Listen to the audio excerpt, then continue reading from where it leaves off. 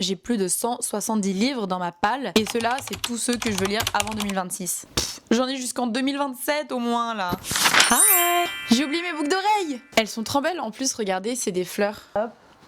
I'm gonna swing. Mon bas va pas du tout avec mon haut, vous m'en voudrez pas, hein, je voulais juste pas mettre mon pyjama. Hello Booktube, aujourd'hui on se retrouve pour une nouvelle vidéo. Je suis trop contente de vous retrouver, même si je vous vois pas, je suis contente quand même. Aujourd'hui on se retrouve avec beaucoup de livres à côté de moi et je vais vous présenter tous les livres que j'ai envie de lire avant 2026. En sachant que je lis à peu près en moyenne 10 livres par mois, donc il me reste à peu près le loisir de lire 30 livres avant 2026. Évidemment j'en ai plein et je vais vous les présenter. On commence tout de suite avec tous les services de presse. J'en ai toute une caisse, voilà. J'aimerais bien quand même tous les lire avant janvier, hein, parce qu'en plus ils ont l'air tous vraiment très très cool. Des éditions Roncière, j'ai La Route des Ossements qui est dans ma pile d'octobre, vraiment genre là, il est en urgence parce que c'est grave la saison.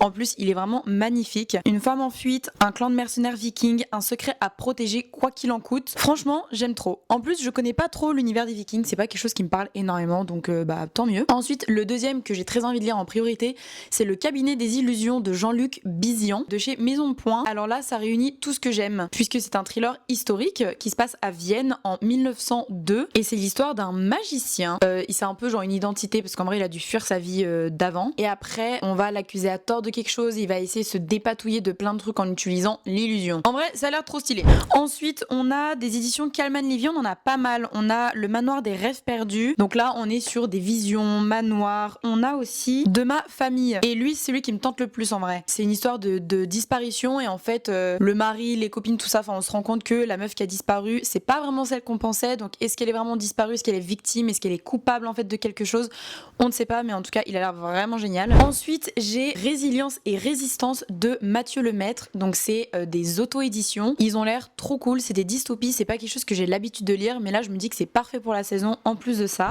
Ensuite j'en ai pas mal de la maison d'édition HarperCollins, ils nous les ont très très gentiment offert suite à l'événement avec Julien Sandrel, et on a les deux qui me tentent le plus là, c'est Cléopatra donc de Natacha Solomon, mais déjà j'aime trop les fictions historiques et en plus je crois qu'il y a un peu genre une histoire d'amour aussi et tout à l'intérieur, donc I'm obsessed, ça va être trop, en plus il est magnifique le livre. Et celui qui me tente vraiment plus, c'est un thriller, quelle surprise, c'est La fille de Jonathan Baker, et donc elle est la fille de l'un des pires tueurs en série emprisonnés. Elle fut enfant impliquée dans son mode opératoire, elle a refait sa vie cherchant à oublier et à se faire oublier, mais lorsque le sang se remet à couler, Jessica Baker se retrouve de nouveau au cœur de l'orage. Il a l'air complètement incroyable, donc là j'ai beaucoup trop hâte. Ensuite nous avons des éditions PAL, mes petites encyclopédies d'Emily Wilde, pareil ça en octobre en priorité, j'aimerais bien les lire, ils sont trop mignons, je sais pas pourquoi ça me fait penser aux chroniques de Spiderwick, juste parce que c'est des petites créatures et tout qui ont été référencées dans un encyclopédie. Donc on va suivre Emily Wilde qui réfère toutes les fées les plus rares du monde dans son petit carnet. Elle a un professeur Wendell Bumblebee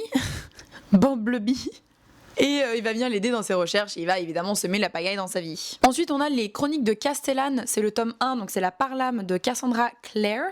Il a l'air trop bien, c'est un fantastique. Par contre j'ai un énorme souci, c'est que c'est minusculement écrit avec pas beaucoup de marge. Je vais prendre littéralement une éternité pour le lire. On est dans la cité de Castellane et qu'elle, elle est devenue, elle a été choisie pour devenir la Parlame, donc la doublure du prince héritier. Et aussi, elle est doctoresse, mais elle peut pas soigner la seule personne qu'elle veut véritablement soigner. Enfin, en fait, elle peut, mais pas sans accéder à un super pouvoir dangereux qui est hyper interdit. Réussiront-ils à protéger leurs proches dans un monde sur le point de sombrer dans le chaos? Telle est the question. Voilà. Donc ça, c'est mes services de presse. Ça fait déjà quand même pas mal. Donc en prochain livre que je veux absolument lire, c'est The Priory of the Orange Tree. C'est une brique. Le bordel, je ne sais pas combien de pages il fait, attendez. Oh, il fait plus de 800 pages, j'ai tellement hâte. Ça a l'air d'être, genre vraiment, c'est ma lecture la plus anticipée que je veux lire. Mais je sais pas pourquoi, j'ai envie d'avoir le temps. J'attends patiemment un dimanche pluvieux. Là, en gros, on est dans un monde qui est complètement divisé. On est dans un monde de reines. C'est un queendom et pas un kingdom, mais qui n'a pas d'héritier. Et on a des ennemis anciens qui se réveillent et qui vont venir foutre la pagaille. Et ça a l'air vraiment absolument fantastique.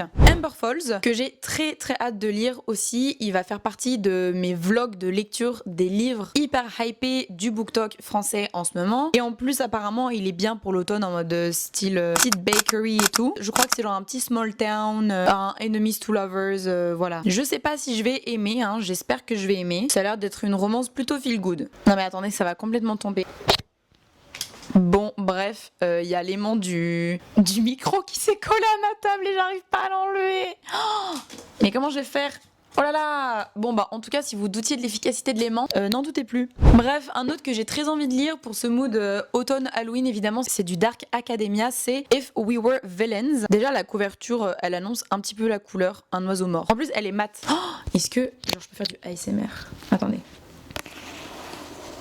Donc on va suivre Oliver Marks qui vient de passer 10 ans en prison pour un crime qu'il n'a peut-être pas commis, en vrai on ne sait pas. Et à sa sortie, le détective Colborne, qui est retraité, veut absolument savoir en fait ce qui s'est réellement passé à l'époque. Et ensuite on va suivre une tragédie très théâtrale puisque on est donc dans l'univers du théâtre et dans une troupe de théâtre. Il y a un mort, enfin un des 7 du groupe, il meurt. Et donc qui est le meurtrier ? Ensuite nous avons Beyond Two Hearts. Lui, il a été sélectionné dans un challenge que j'ai avec des copines sur le Bookstar, mais malheureusement, j'ai failli à ma tâche puisque je devais déjà le lire en septembre et je l'ai pas lu. Mais je sais pas pourquoi, il me donne envie, c'est une dystopie aussi. Il a l'air trop bien en plus, on est en 2089. La plupart des gens sur la Terre ont été décimés et il y en a quelques-uns qui survivent dans un endroit qu'on appelle l'Oasis. Et c'est une société en fait où toutes les émotions sont régulées par une petite puce. Et en fait, on élimine un petit peu tous les sentiments négatifs. En fait, il a l'air trop bien maintenant que je revois le résumé là.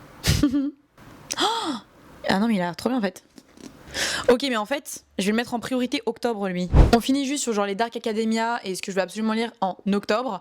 Mais il y a Babel de R.F. Kuang. Donc là on est sur Oxford 1836 et je sais qu'on parle de langue, de translation, de beaucoup de choses, de pouvoir, de transmission et de soif aussi de pouvoir comme arme. Ça a l'air hyper intéressant. Pareil c'est un peu un livre quand même qui me terrifie parce que ça a l'air d'être... Enfin c'est un peu une institution en vrai. Ensuite tous les prochains livres que je veux lire c'est plus parce que j'ai envie de lire l'auteur, l'autrice. Et on commence tout de suite par Sarah Adams. Il faut bien un petit peu de romance là-dedans, mais j'ai déjà lu When in Rome que j'ai adoré et donc j'ai Practice Makes Perfect et Beg, Borrow or Steal. Qui apparemment c'est une série, mais je pense que c'est genre d'autres gens dans la même petite ville.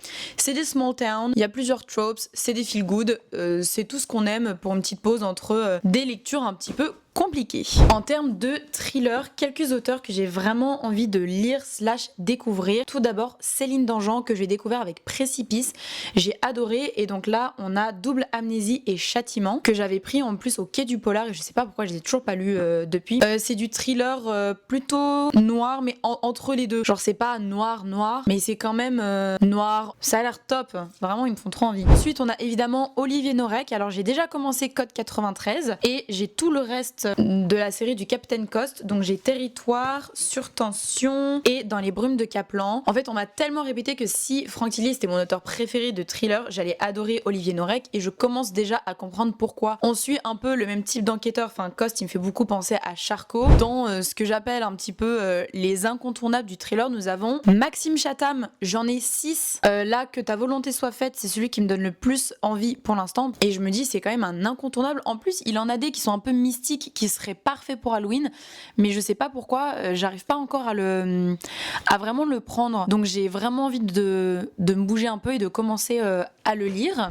Nous avons donc dans les autres autrice dont j'ai très envie de finir la discographie, il y a Emily Henry avec Beach Read. C'est le seul que j'ai pas lu d'elle je pense. Mais en fait je voulais le lire cet été et j'ai pas pris le temps et maintenant on est en hiver et donc je me vois mal le lire. Mais je pense que je vais peut-être prendre un jour une soirée, je vais le lire. Donc on va suivre January qui elle est une romantique comme Jaja, genre elle veut sa fin comme dans les films. Et de l'autre côté on a Gus qui ne croit absolument pas au romantisme. Mais ils ont beaucoup plus en commun que ce qu'ils pensent, ils sont fauchés. C'est très drôle ça.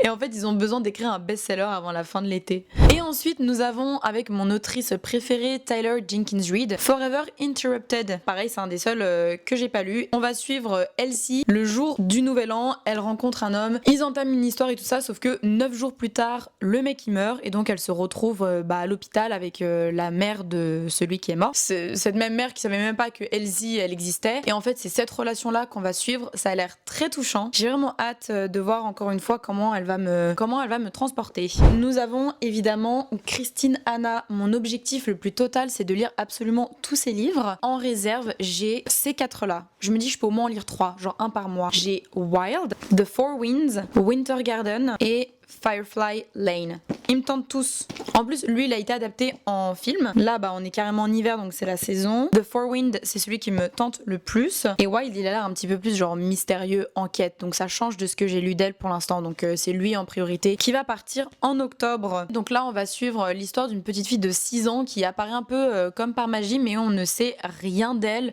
ni qui elle est, ni quel est son passé. Et on va suivre le docteur Julia Cates qui commence à travailler avec elle et tout ça. Et pareil, en fait, ça a l'air terriblement bouleversant et très puissant. Ensuite, nous avons l'autrice Agnès Martin-Lugan et j'ai ces 2-là. Donc j'en ai lu déjà 4 d'elle, 4 que j'ai absolument adoré. Et là, j'ai toujours cette musique dans la tête que j'ai volée à ma mère et Nos Résiliences que j'avais trouvée au Salon du Livre. Et elle me l'a dédicacée en plus. Mais je trouve qu'elle a une façon d'écrire les émotions et de façon aussi simple que touchante. Vraiment, j'adore. Et donc j'ai hâte d'en découvrir bien plus d'elle. Voilà, j'aime me mettre des petits objectifs comme ça. Ensuite, dans le reste de thriller, j'ai Franck Tillier. En fait, mais en plus, j'ai son calendrier de l'Avent. Donc vous vous rendez compte que tous les jours de décembre, je vais pouvoir lire du Franck Tillier. C'est absolument incroyable. Nous avons Karine Giebel, puisque j'ai découvert récemment, j'ai lu déjà 3 de ses livres, 3 coups de cœur. Dans ma palle, Chien de sang, Ce que tu as fait de moi et Meurtre pour rédemption. Ce que tu as fait de moi, c'est celui que je veux le plus lire. On parle de passion, de la vraie, extrême, sans limite, sans règles. Et en fait, on va suivre une histoire avec les 2 points de vue des gens qui sont en interrogatoire. Et donc, on va découvrir l'histoire à travers ce que les 2 racontent, mais à leur manière et avec leur point de vue. Ça a l'air hyper intéressant. Leurs versions des faits seront-elles identiques? On se le demande. Récemment, j'ai été obsédée par trouver un livre bien précis qui est Le Cercle de Finsbury de B.A. Paris. Et j'ai aussi du coup acheté Derrière les portes. Je sais pas pourquoi, c'est un auteur que j'ai trop envie de découvrir. Après, je me fais grave influencer par le BookTok, donc en vrai, si, je sais pourquoi. J'ai trop envie de les lire, là, en prio. Mais non, mais je dis ça pour chaque livre. Il y en a déjà bien plus que 30 là. J'ai besoin d'une pause là, ça me surstimule de ouf de voir tous ces livres à lire. Reprenons le monsieur Joël Dicker que j'ai découvert donc avec un animal sauvage récemment et j'ai très envie d'en lire au moins un autre de lui. J'ai Le Tigre, L'énigme de la chambre 622, Le livre des Baltimore, La vérité sur l'affaire Harry Kéber. Je pense L'énigme de la chambre 622 c'est celui qui me tente le plus. Mais après je me dis j'ai peut-être plus de chances de lire Le Tigre vu la taille du truc. Je crois que ça me suffit, ça vous suffit et on se retrouve fin 2025 pour savoir est-ce que j'ai vraiment lu tout ça et je vous les ai même pas tous présentés par rapport à ceux que je voulais vous présenter, mais c'est ok, vous savez quoi, c'est ok. Donc bref, je vous fais des bisous et je vous dis à la prochaine. Pam! Je crois que c'est toujours pas noir entièrement, mais un jour j'y arriverai.